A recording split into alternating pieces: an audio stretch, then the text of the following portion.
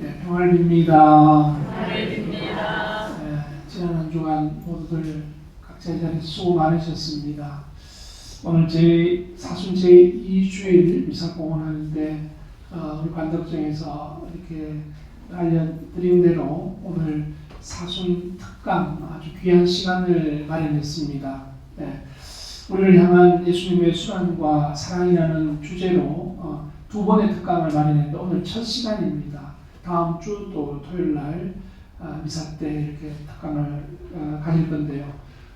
우리를 향한 주님의 예수님의 순환과 사랑이라는 주제로 지금 현재우 에드몬드 그 종교학 박사님이신데 지금 서강대학에서 학생들을 가르치고 계시고 또 그리고 한국 평단협 평신도 사도직 연구소 소장으로 계시는 아주 귀한 분 모셨습니다.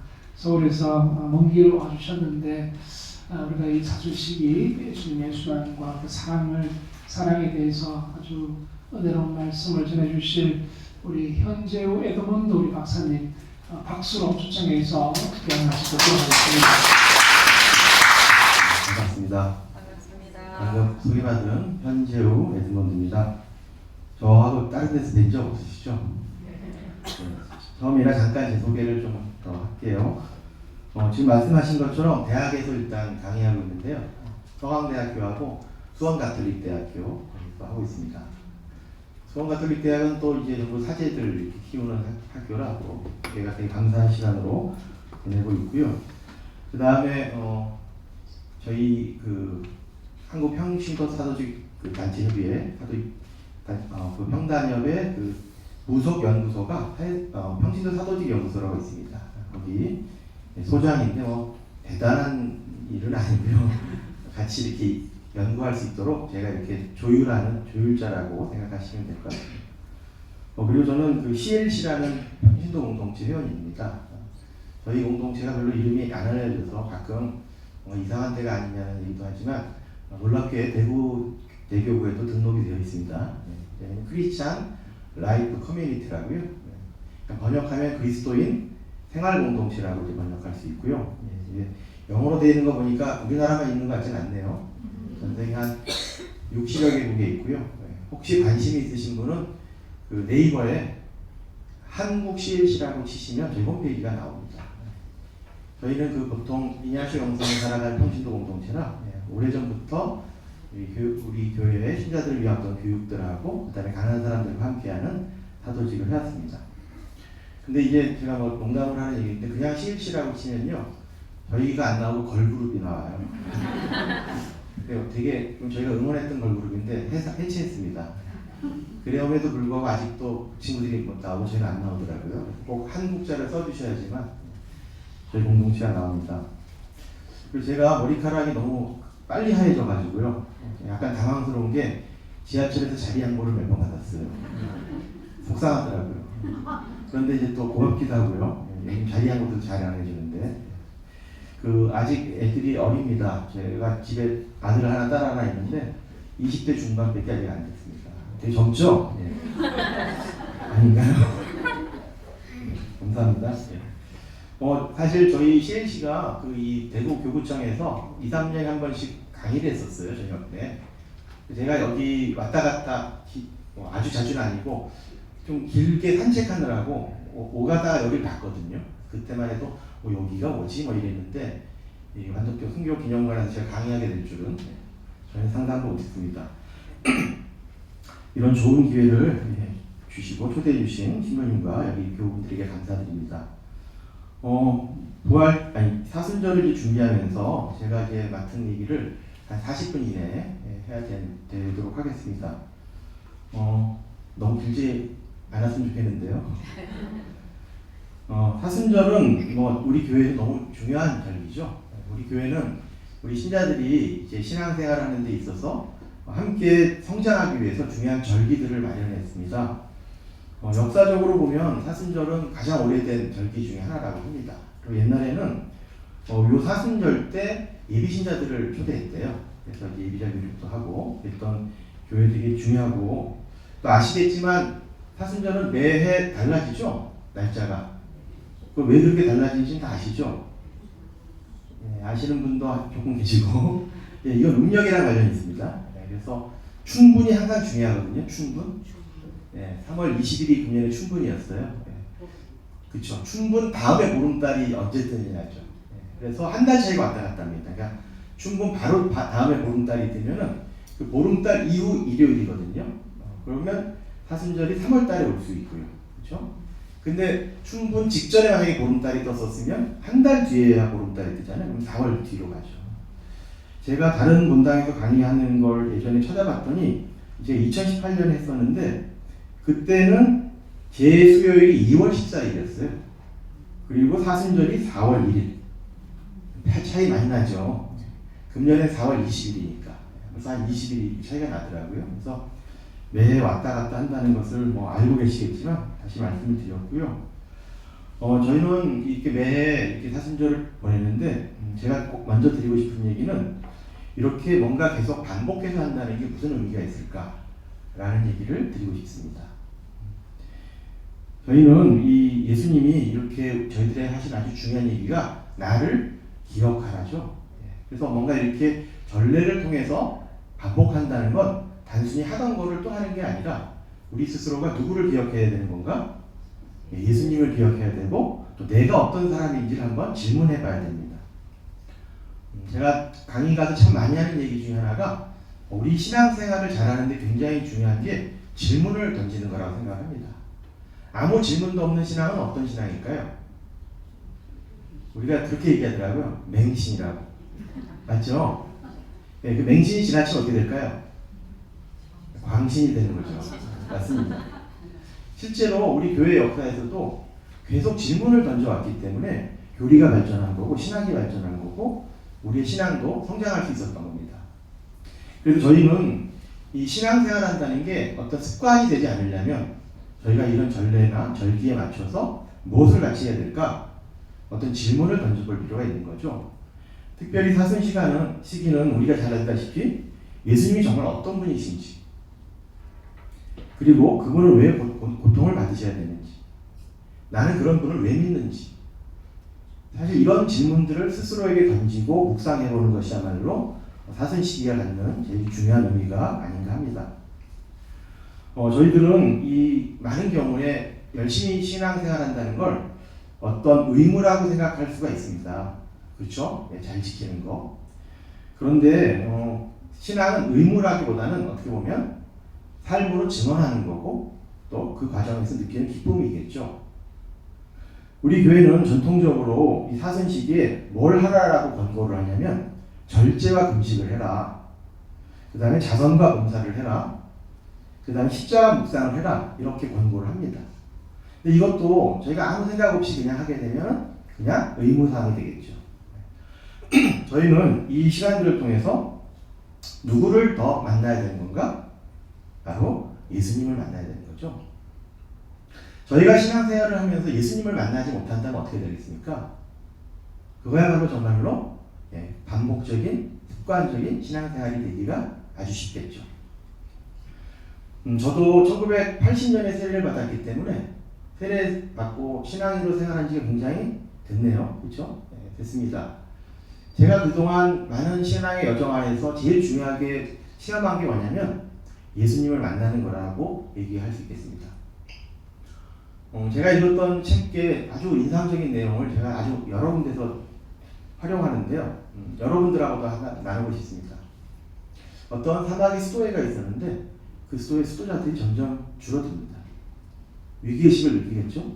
그래서 그 수사님이 원장 수사님을 찾아가서 이렇게 물어봤습니다. 어떡하죠 원장 수사님? 우리 수도회가 점점 비어가는데요. 이런 얘기를 했더니 원장 수사님이 어떤 얘기를 하셨냐면 뜬금없이 옛날 얘기를 하시는 겁니다. 옛날에 토끼 사냥을 시작을 했다. 토끼 사냥을 시작하면 처음에는 모든 사냥개들이 토끼를 쫓아서 뛴다. 그런데 시간이 지나면 토끼를 본 사냥개만 계속 사냥을 한다.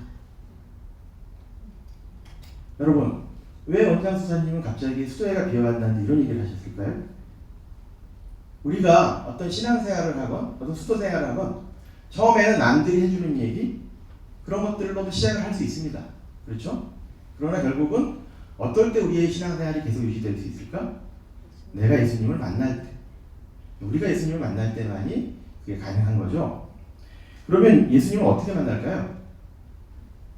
그게 바로 성경 묵상이죠.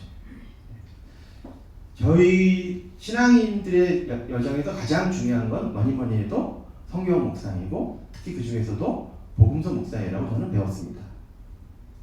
가끔 우리는 어떤 착각을 하냐면 성경을 옛날에 누군가가 썼기 때문에 옛날 이야기처럼 오해합니다.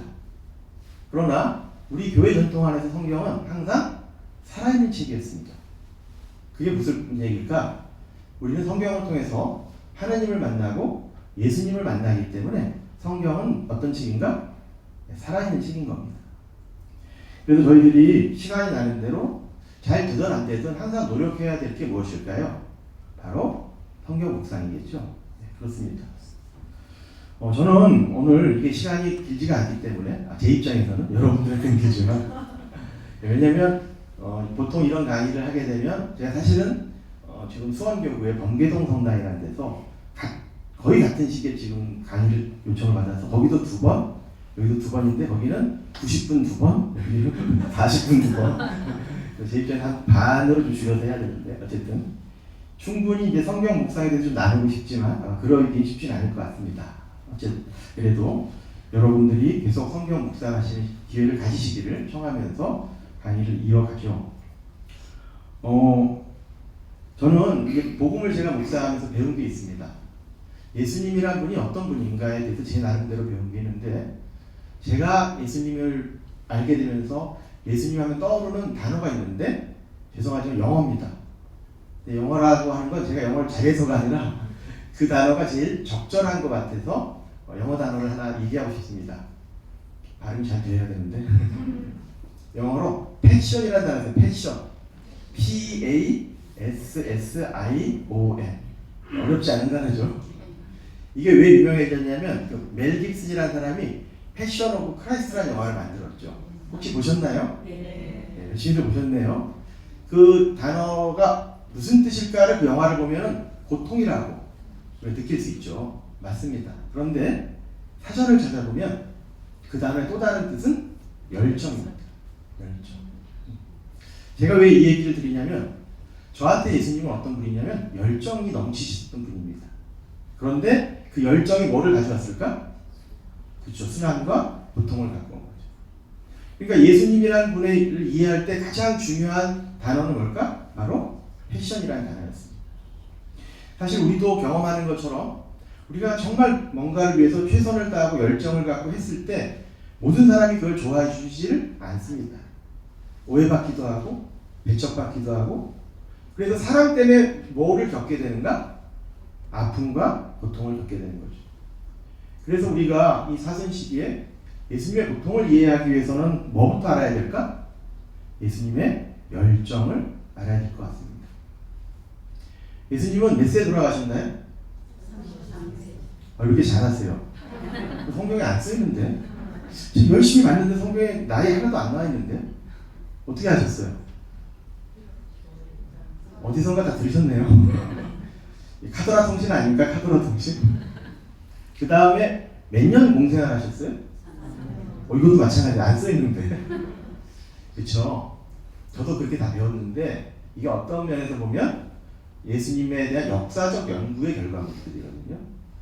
그러니까 성경을 우리가 바라볼 때 예수님 분명히 어떤 분인가 하면 역사적으로 한 인간으로 사셨던 분이에요. 맞죠?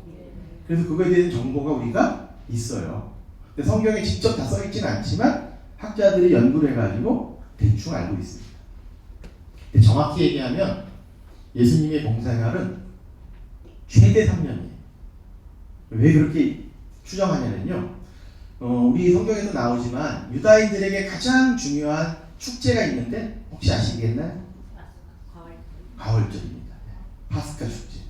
이게 탈출기의 가장 핵심이잖아요. 그게 이스라엘의 유다인들에게 가장 중요한 축제인데 그거는 모든 유다인들이 참여해야 돼. 어디서 하냐면 예루살렘에서.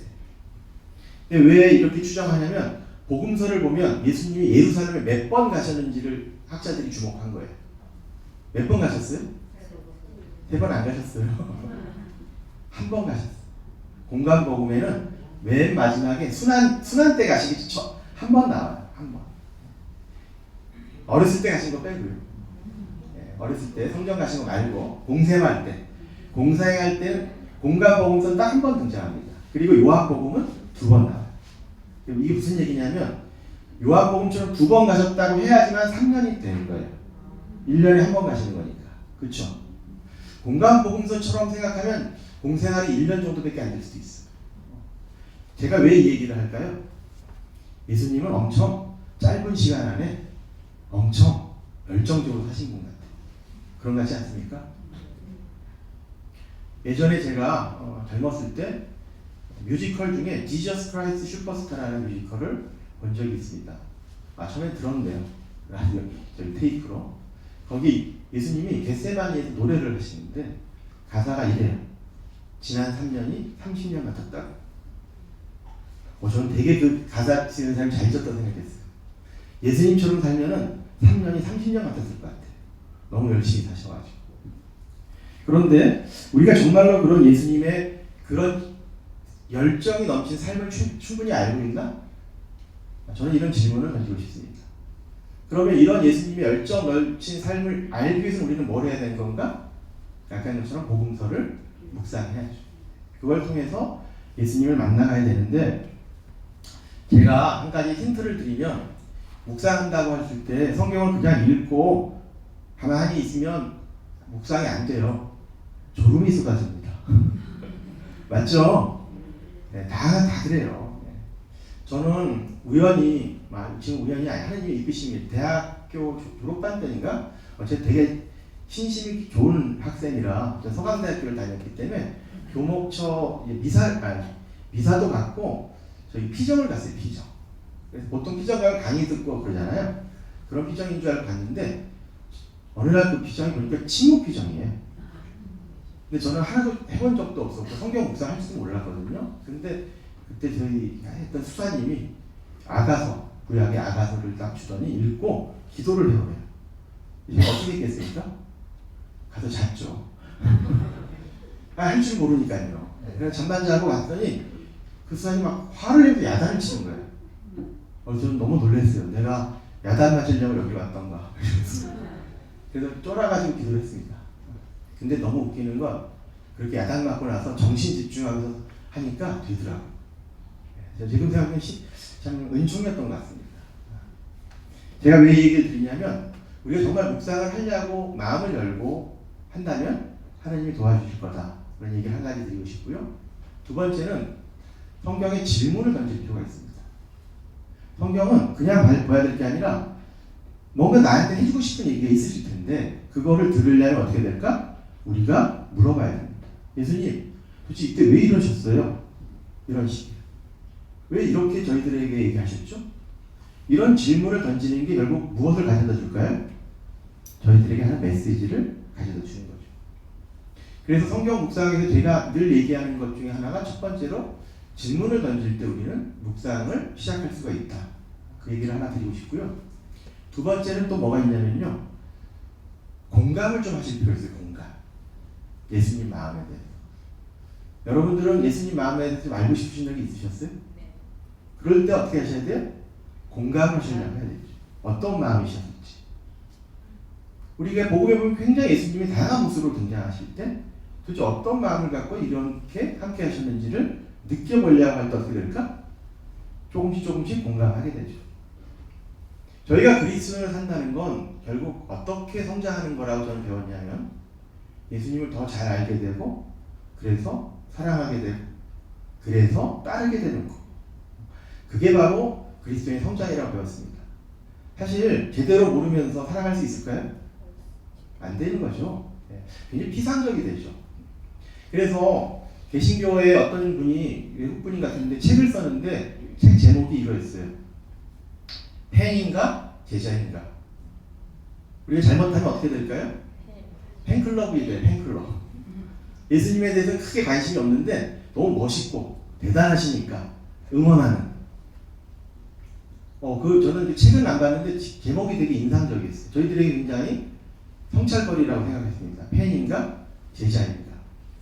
제자가 된다는 건 뭘까? 우리 사도들께서 보여주신 것처럼 함께 그분을 만나고 그분의 마음을 이해하려고 노력하는 과정이 제자가 되는 게 아니겠습니까? 우리 보면 복음서에 나오는 제자분들도 처음 예수님 잘 몰랐어요. 따라나섰지만 생각도 몰랐고 마음도 모르고 그래서 엉뚱한 소리도 하고 혼도 나고 그런 과정을 겪으면서 제자들은 성장합니다. 예수님이 어떤 분인지 알아갔고 그 과정에서 예수님을 사랑하게 되죠. 사랑하는 사람만이 어떻게 될까요? 따를 수 있습니다. 그래서 저는 신앙은 의무가 아니라 사랑 체험이라고 생각하고 그 사랑 체험만이 저희를 예수님의 참 제자로 성장시킨다고 믿습니다. 예, 그런데 어쨌든 우리가 이런 예수님을 만나기에 대해서 묵상을 해야 되는데 지금은 제가 다 할 수는 없고 또 한 가지 얘기 드리고 싶은 건 뭘까? 왜 하느님이 인간이 되셨는가 얘기를 드리고 싶습니다. 예수님은 어떤 분이라고 우리가 대답할 수 있냐면 인간이 되신 하느님. 맞습니까? 다 교리서에 나오죠? 좋습니다. 그게 중요한 것 같아요. 우리가 교리를 어떻게 내가 수용할 수 있는가. 이게 그냥 글씨가 되면은 저하고 아무 관련이 없는 얘기입니다. 그렇죠? 역시 질문을 던져보죠. 왜 하느님이 인간이 되셨을까요? 역시 믿습니다. 맞아요. 근데 우리를 사랑하셨을 때 방법이 인간이 되시는 방법을 어떻게 알았을까요? 그렇죠? 우리를 다른 방법도 있을 것 같은데 이슬람이나 유다교는 하나님이 인간을 사랑하셔서 율법을 주셨다고 믿습니다. 하나님이 인간을 사랑하셔서 인간이 어떻게 살아야 되는지를 뭘로 알려주셨냐면 율법으로 알려주셨다고 믿어요. 그래서 그 사람들에게 제일 중요한 건 뭘까요? 율법을 지키는 거예요. 아주 철저하게. 그래서 유다교의 율법학자들은 10계명을 몇 개로 늘려놨냐면 613개로 만듭니다. 할라카라고 해서. 그 다음에 이슬람의 율법학자들은 꾸란으로부터 시작해서 무함마드의 가르침까지 해가지고 샤리아라고 해서 굉장히 많은 이슬람 율법들을 만들었습니다. 그 사람들도 알아요. 하느님이 사랑이시라는 거.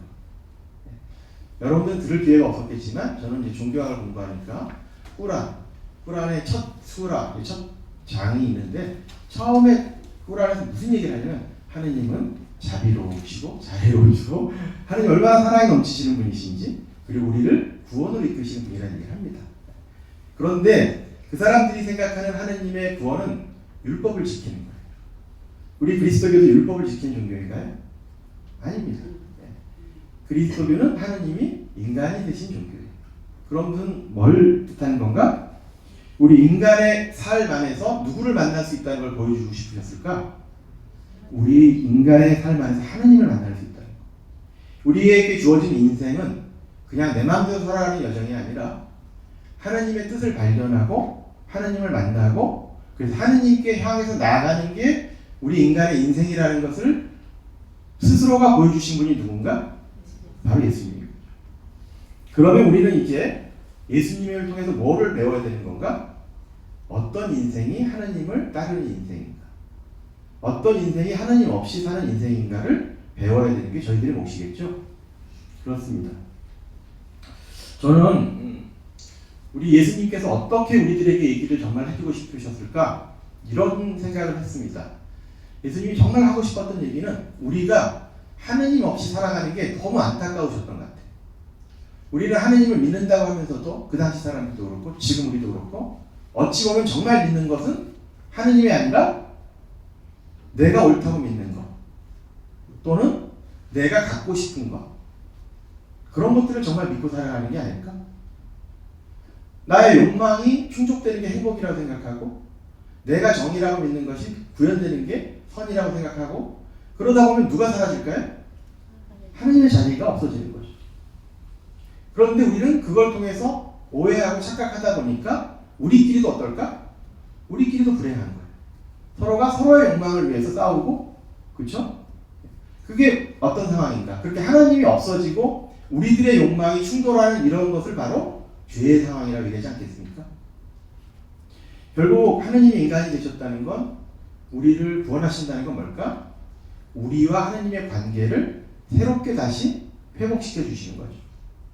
우리가 우리의 욕망 안에서 우리의 오름 안에서 살아가는 게 아니라 하느님의 뜻 안에서 살아가는 게 하느님과 우리의 관계가 회복되는 겁니다. 그러기 위해서 예수님이 첫 번째로 강조하신 게 뭘까? 하느님에 대해서 올바로 믿고 신뢰하는 겁니다. 저는 이게 바로 예수님이 얘기하신 가장 중요한 핵심이라고 생각하는데, 예수님이 얘기하고 싶고 알려주고 싶었던 하느님은 어떤 하느님이냐면 자비로우신 하느님, 모든 것을 거저주시는 하느님, 늘 용서하시는 하느님, 이런 하느님을 예수님은 얘기하고 싶으셨던 것 같습니다. 이게 바로 뭘까요? 이게 바로 예수님의 복음의 핵심인 가르침들이죠. 여러분들 너무나 잘 아실 얘기 한 가지를 예를 들겠습니다. 예수님은 공생활을 시작하시면서 무슨 얘기를 하시냐면 하느님 나라가 다가왔다, 회개하라고 외치셨습니다. 아시죠? 하느님 나라가 뭘까요? 저희가 가야 될 곳이죠? 네. 하느님 나라는 바로 하느님의 뜻이 이루어진 나라입니다. 즉, 그 얘기는 우리 모두가 하느님 뜻에 맞게 살아가는 세상이죠. 근데 그거는 죽어서만 가는 것이 아니에요. 왜냐하면 예수님이 하느님 나라가 우리가 갈 것이다라고 한 게 아니라 뭐라고 했어요? 올 것이라고 얘기했어요. 다가오고 있다고 해요. 그리고 주님의 기서에서도 아버지의 나라가 오심이라고 얘기했죠. 그 얘기는 우리가 죽어서 가기 전부터 이 땅에서 무엇을 만들어야 되는 건가? 하느님 뜻에 맞는 세상을 만들려고 했어야 되는 거죠. 그러기 위해서 우리는 뭘 해야 되는 건가? 회개해야 되는 겁니다. 회개 못하는 사람들의 삶을 얘기해 주고 싶어서 예수님은 이런 비유를 드십니다. 어느 아버지에게 아들이 둘이 있다. 그런데 그 중에 둘째 아들이 자기 몫을 달라고 했다. 아시죠? 그 유명한 돌아온 탕자의 비유. 근데 우리 성경을 읽어보면 되찾은 아들의 비유. 그런데 워낙 유명해서 돌아온 탕자라고 해도 다 아시죠? 맞습니다. 이 이야기가 대표적인 얘기인데 이 이야기는 참 묵상거리가 많습니다. 여러분들에게 아들이 둘이 있는데 둘째 아들이 어느 날 와서 자기 몫을 달라고 하면 어떻게 하실 겁니까? 저는 호적에서 팔 겁니다. 말도 안 되죠. 일단 상속은 죽은 다음에 벌어지는 일이죠. 살아있는 부모한테 가가지고 자기 몫을 달라. 이 조선시대 표현으로는 풀의 자식입니다. 거기다가 둘째는 상속권이 없습니다. 원래 그렇죠? 이 시대는 예수님 시대는 둘째는 상속권이 없던 시대입니다. 그러니까 일부러 이런 얘기를 하시는 것 같아요. 그러니까 전혀 어떻게 보면 자격도 없는 아들이 달라고 해요. 왜 그랬을까요? 그게 어떻게 보면 자기 거라고 믿었기 때문이죠. 이게 누구의 모습일까요? 바로 우리 모습인 거죠. 사실 우리도 우리에게 허락된 모든 것이 누구가 주신 겁니까? 하느님이 주신 건데 우리가 어떻게 오해하고 산다는 거예요? 내 거라고. 달라고. 저 내 거라고. 그렇기 때문에 이 아들은 나가서 어떻게 살까요? 내 거니까 내 마음대로 씁니다. 그렇지 않습니까? 근데 우리도 다들 삶의 경험들이 쌓이시면서 알게 됐지만 인생이 쉽지가 않죠. 내 마음대로 될 줄 알았는데 좌절하고 실패합니다. 그러니까 많은 인간들이 언제 정신을 차릴까? 좌절하고 실패하면서 정신을 차리는데 딱 그 이야기도 그렇습니다. 둘째 아들은 언제 정신을 차렸어요? 네, 완전히 막장까지 간 거죠. 유다인들이 제일 부정탄 동물로 여기는 게 돼지입니다. 여러분 부정타다는 얘기 아시죠? 예전에는 저희 아버지가 상가집 갔다 오시면 집안에 못 들어오셨어요. 왜 못 들어오셨어요? 소금 뿌려야죠. 부정 탔으니까. 부정이라는 건 모든 문화권에 존재했습니다. 죽음하고 관련된 것. 다 피합니다. 돼지고기는 안 먹는 이유가 부정탄 음식이기 때문이죠. 근데 그 둘째 아들은 무슨 일을 하냐면 돼지한테 염을 주는 일을 합니다. 그 얘기는 그 사회에서 그 사람의 지위가 어떤 지위죠? 최악이죠, 최악. 잘 나가던 사람이 어떤 최악의 경험을 하게 되면 어떤 마음이 듭니까? 자포자기. 스스로가 자기를 판단합니다. 내 인생은 끝났어. 난 틀렸어. 그렇죠? 위험한 생각들을 하게 되죠. 근데 그 복음에서 둘째 아들은 그 사람이 뭘 떠올리기 시작하냐면 자기가 그동안 누렸던 게 얼마나 큰 감사할 일인지를 알게 됩니다. 자기가 아버지와 함께 했던 그 시간이 사실은 당연한 것이 아니라 얼마나 크게 내가 혜택을 받았는지 감사할 일이었는지. 그래서 아들이 얘기를 합니다. 나는 아들의 자격이 없지만 일꾼으로라도 어떻게 한다고요? 아버지께 돌아가겠다. 이게 바로 뭘까요? 이게 회개입니다. 자신의 삶을 내 중심에서 누구 중심으로 바꾸는 거예요? 하나님 중심으로. 그래서 이 아들이 갈 수 있었던 겁니다. 이 아들이 끝까지 내가 나를 판단했다면 도저히 찾아 돌아갈 수 없죠. 너무 창피하고 죄책감에 사로잡혔어요. 그런데 더 놀라운 건 우리가 이렇게 돌아갔더니 우리가 마주하게 되는 건 뭐냐면 내가 기대한 것 이상의 환영이었어. 이것도 되게 중요하더라고요. 우리가 하나님께 돌아가면 우리가 상상한 것 이상으로 하나님의 사랑을 체험하게 된다는 것을 예수님은 얘기해 주고 계십니다. 그렇지 않습니까? 예. 그렇기 때문에 둘째 아들이 돌아갔을 때 경험한 건 아버지의 뜨거운 환대였습니다. 그러나 이 얘기는 이게 다가 아니라는 거 다 알고 계시죠? 첫째 아들이 또 있습니다. 아주 훌륭한 아들입니다. 모범생이고. 근데 이 훌륭한 아들이 삐집니다. 삐집을 하죠. 근데 큰 오해가 있더라고요. 이 아들이 왜 삐진지 아세요? 자기는 열심히 했는데 아버지가 자기 친구들하고 먹을 염소 한 마리 안 주면서, 그렇죠? 이 본심이 나오죠. 근데 이거 복음을 잘 보면 이 큰 아들은 참 착실하고 열심히 했지만 아버지를 어떻게 이해하고 있냐면 고용주로 이해하고 있습니다. 안 그렇습니까? 그러니까 아버지가 이렇게 얘기를 해야죠. 얘 무슨 소리냐? 내게 다 네 건데. 그러니까 이 아들의 가장 큰 단점은 뭘까요? 아버지를 아버지로 이해한 게 아니라 고용주로 이해하는 거죠. 이게 누구의 모습일까요? 또 우리의 모습이에요. 우리가 잘하면 뭘 말해요? 고용주한테 마일리지 쌓은 거를 받기를 바랍니다. 그렇지 않습니까? 저놈은 쟤는 안 되는데 우리가 누군가를 평가하게 되죠. 맞습니다. 그래서 예수님이 하고 싶은 얘기 뭐냐면 하나님은 고용주가 아니라는 거예요. 하나님은 우리가 잘해서 주시는 분이 아니라 무조건 주시는 분이다. 거저 주시는 분이야. 이 얘기는 복음서 전체에 깔려 있습니다. 여러분들이 보시면. 그래서 이런 하나님을 통해서 예수님이 누구들에게 돌아오라고 하는 건가? 정말 자기 욕망에 빠져서 좌절하고 흥청망청 살면서 실패감에 빠진, 죄책감에 빠진 사람들에게도 돌아오라고 하고 있고, 또는 자기 너무 옳게 살기 때문에 딴 놈들 너무 마음에 안 들어. 근데 그 옳음은 하느님 때문이 아니라 자기 스스로 때문에 옳다고 믿고 사는 사람들에게도 하느님께 돌아오라고 하는 거죠. 그렇지 않습니까? 그러니까 우리들을 어디로 초대하시는 건가? 하느님과 관계를 새롭게 만들도록 초대하시는 거죠. 그게 예수님의 열정이십니다. 그리고 이거를 말로만 하신 게 아니라 예수님은 어떻게 하셨을까? 삶으로 보여주셨어요. 예를 들면 예수님이 치유해줬던 병자들은 어떤 사람들이에요? 그 병자들은 병만 든 게 아니라 병 때문에 사회적으로도 왕따당한 사람들이고, 쟤는 죄를 졌기 때문에 병을 받았어. 사람들이 다 평가하고 버린 사람들이죠. 그러니까 그 사람들은 어떤 사람들이냐면 좌절과 죄책과 하나님이 나 같은 인간을 돌보실 리가 없지 라고 했던 사람들이겠죠. 그 사람들을 치유해줬다는 건 뭘 의미할까?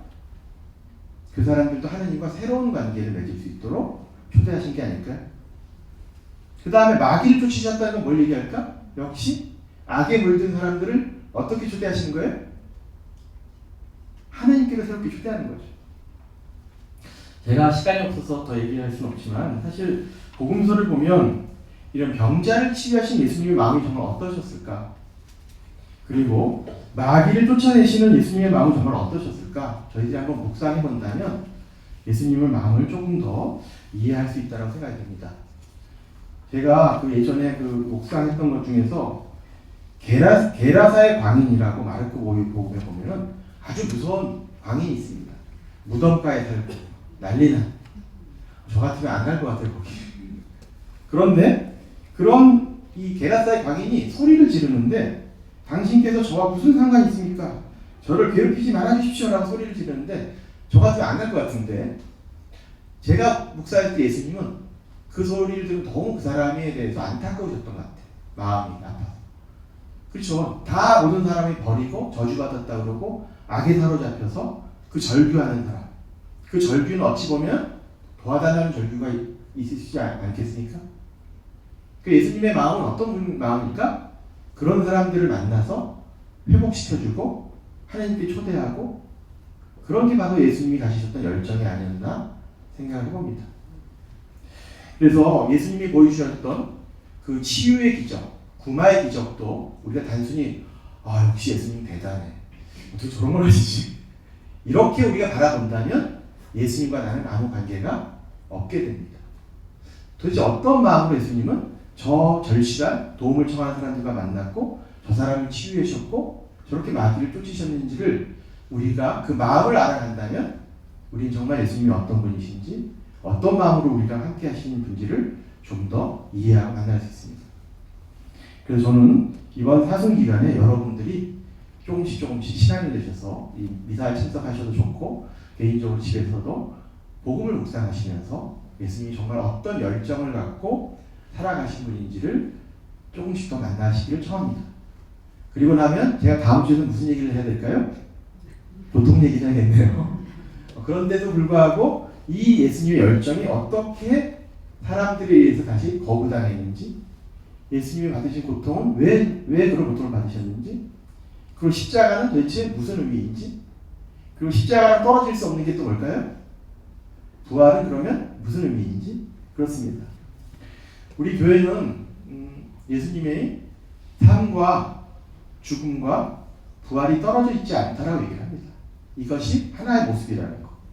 우리가 파스카의 축제를 지낸다는 건 단순히 예수님이 부활하셨다는 그 제일 뒤에만 관심을 갖는 게 아니라 예수님이 어떤 사랑의 길을 걸으셨는지, 그 사랑이 어떻게 좌절하고 고통으로 힘드셨는지, 그럼에도 불구하고 그 사랑이 어떻게 부활했는지를 전체적으로 우리가 바라보고 묵상하도록 초대하고 있습니다.